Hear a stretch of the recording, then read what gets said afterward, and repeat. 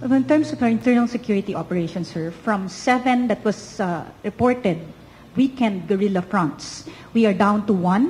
And yung 1 na po yun is for formal na release na 0 na yung weekend guerrilla fronts. Meaning, sobrang konti na lang po ito, kaya nga weekend, and they are not already able to lodge major atrocities, so to speak. With this po, ang tinitingnan natin dyan, with this statistic, hindi na po sila gaanong nakaka-recruit towards their rank. And wala na pong ganong support na malaki na nakukuha sila. In fact, ang support po para po pro the government.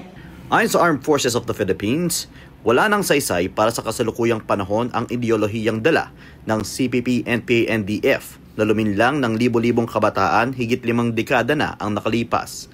Sa pahayag ni AFP spokesperson Colonel Francel Margareth Padilla, unti-unti nang nawawala ang natitirang impluwensya ng grupo habang bumabagsak ang kanilang bilang dahil sa sunod-sunod na pagsuko ng mga miyembro at pagbuwag ng kanilang mga organisasyon sa kanayunan. Ayon pa sa AFP, malaking tulong din sa pagbagsak ng CPP-NPA-NDF ang mas pinaigting na kampanya ng pamahalaan laban sa recruitment sa mga paaralan at iba't ibang sektor ng lipunan. Kapag na-declare na natin na insurgency-free yung area, the AFP will still remain to have forces to maintain the peace that we have gained.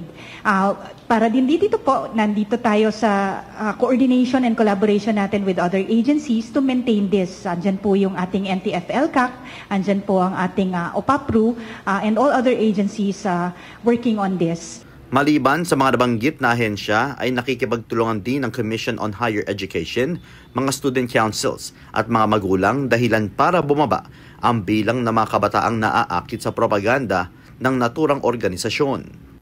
Samantala, binigyan din ni AFP spokes Padilla ang umano'y maling impormasyong ipinakakalat ng CPP-NPA-NDF para ipakita na nagpapatuloy pa rin ang operasyon ng kanilang samahan.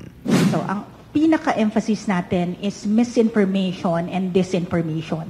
So everybody will try to seem to project that they are still relevant kahit hindi na po, no? But ito po talaga yung kina-counter natin as of this time. So ang panawagan nga po natin is magkaisa tayo towards hindi natin i-proliferate ang mga misinformation and disinformation.